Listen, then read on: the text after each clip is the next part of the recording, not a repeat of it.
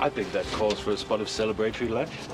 But over there, a nice bit of shade by those trees. Sounds good to me. What's the time?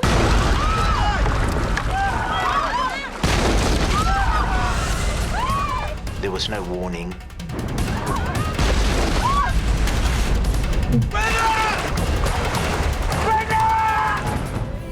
Zambia, one of the wildest countries in Africa, home to the spectacular Victoria Falls.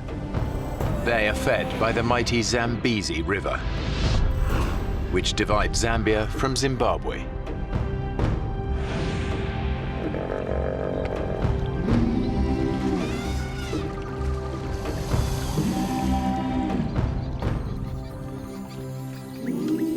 It's here on one of the river's most isolated stretches that two friends have planned a weekend fishing trip. Arthur Taylor and Alistair Gallatley have known each other for over 25 years. Our kids have grown up together with Alistair. Basically, Alistair's part of the family. He's a very good guy in a crisis and a very good friend. We've known each other a while. We've spent a lot of time together. Joining them are Arthur's English wife, Faye, and her parents, Clive and Brenda. They're retired teachers visiting from England. Change your mind yet? No, I think I'll just stay here and relax and read my book. Go on. Okay, all aboard.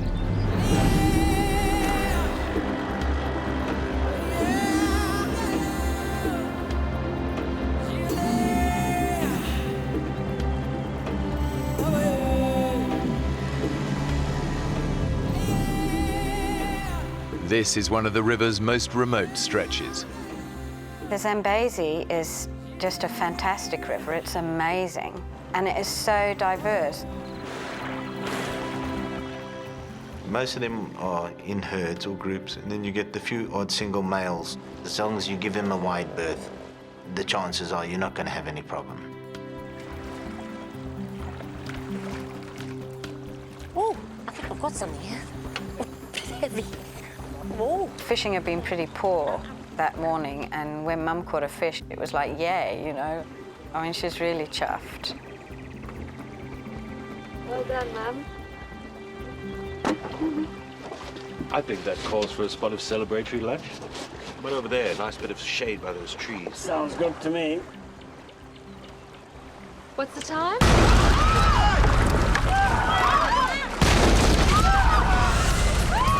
There was no warning.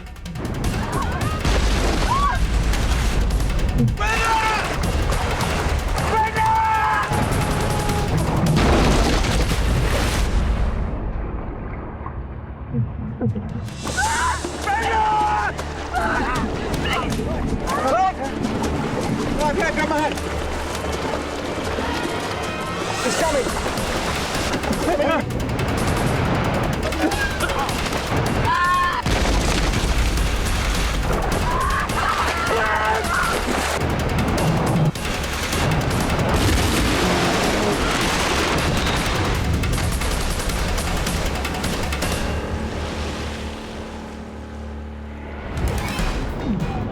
The Zambezi is famous for its unpredictable and deceptively strong currents.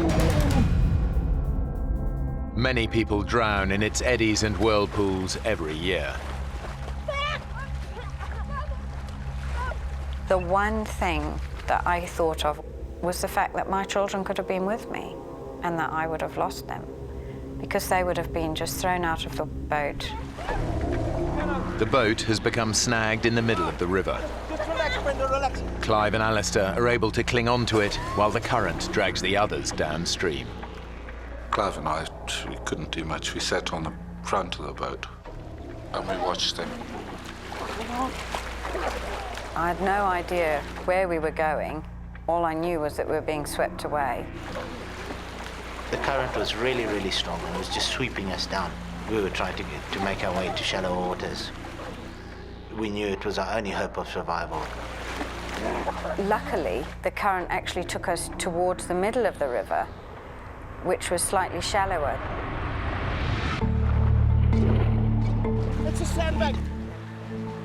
From his position on the boat, Alistair assesses the situation. the group's chances of being rescued on this remote stretch of the river are slim. He knows that every year, hundreds of people die of crocodile attacks on the Zambezi. As the only single man in the group, Arthur! he takes a calculated risk. I'm going to swim to that bank and get help! Don't risk it up!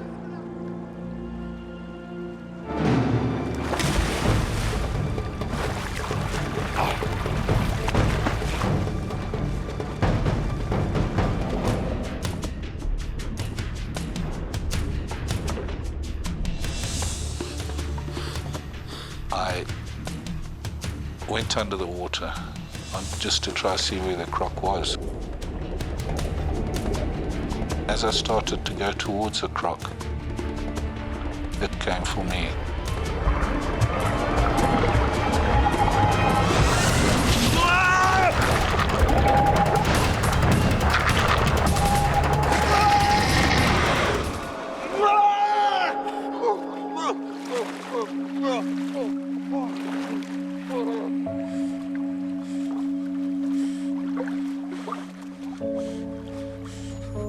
The savage attack has broken Alistair's arm in 3 places. His shoulder joint has been ripped from its socket. I was pretty scared I was going into shock. I was very weak. I lost a lot of blood. All he can do to stem the blood loss is to make a tourniquet.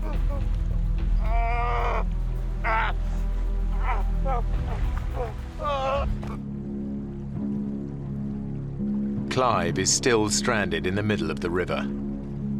And now the boat is beginning to sink.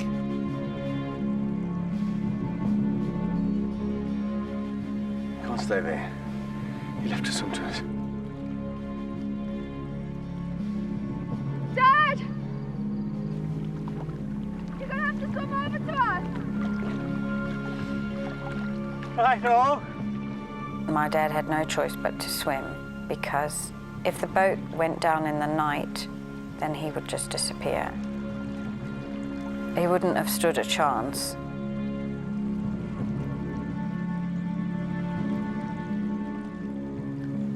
Brenda!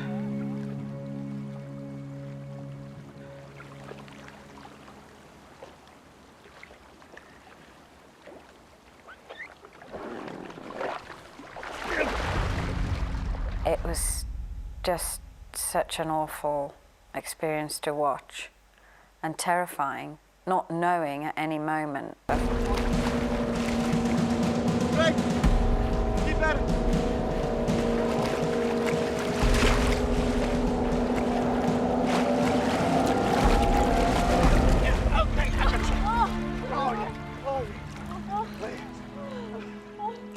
I can't tell you what a relief that was. On shore, only a few hundred yards away, Alistair's agony is intensifying. His wound is becoming a poisonous time bomb. I had nothing to wash it out with properly. The arm was full of rubbish. Alistair knows that bacteria from the crocodile's bite will have entered his bloodstream. Untreated, he could easily lose his arm to gangrene. Gangrene is pretty serious. A friend of mine, he got chewed by a lion. You know, he got to hospital within 8 hours, but he still lost his leg. Too weak to move. If the gangrene doesn't get Alistair, the predators might.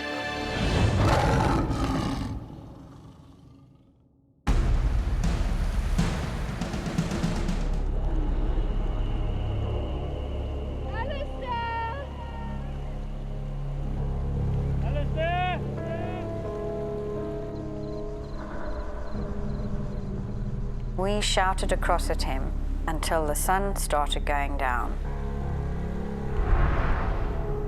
And then the hyenas started calling. When the sun went down, we all decided not to call to Alistair.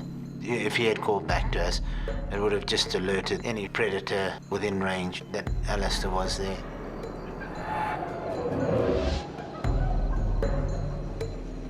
Night is the most dangerous time in the African bush. Leopards, lions, and hyenas can detect the scent of blood from several miles away. I could hear the lions calling and the hyenas, but when they stop, you don't know where they are, because you don't know if they come in your direction or going away. I thought I could be in for a tough night. I just got these stones together so that if something did come up that night, I could at least throw a rock at it.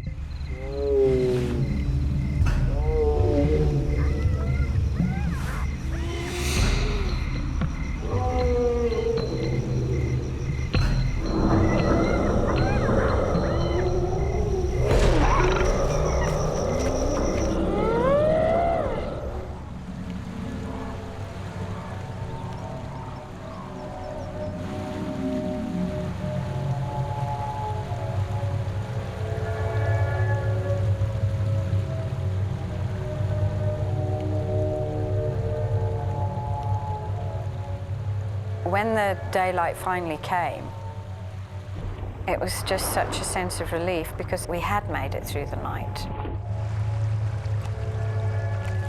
But we had worried that Alistair had bled to death. I mean, we had no idea what had happened to him and how badly injured he was.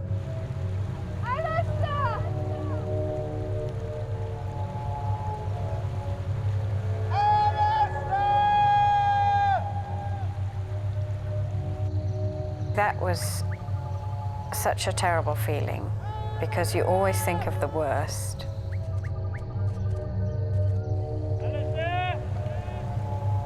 And physically and mentally, we were just exhausted. After almost 20 hours stranded in the water, the group are desperate. We were thinking, well, you know, it's another day and somebody has got to come.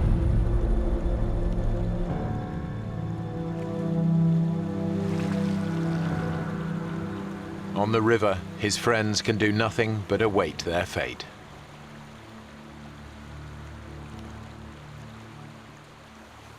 Canoes. Brenda, just don't.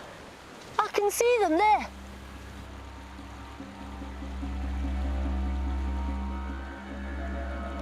There.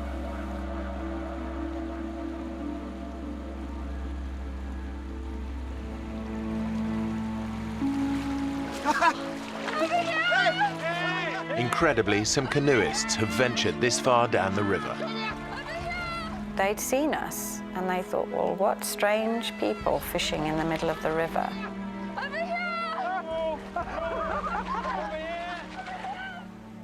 I can't tell you how that felt, really. I mean, it was just a sense of relief. We were going to be all right. It was also still worry for Alistair. We hadn't heard from Alistair for several hours.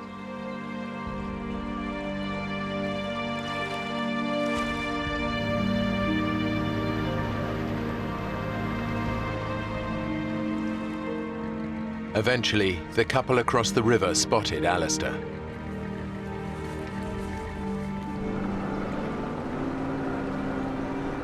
They took him to safety, where he was reunited with the others. Despite his terrible injuries, surgeons were able to save Alistair's arm.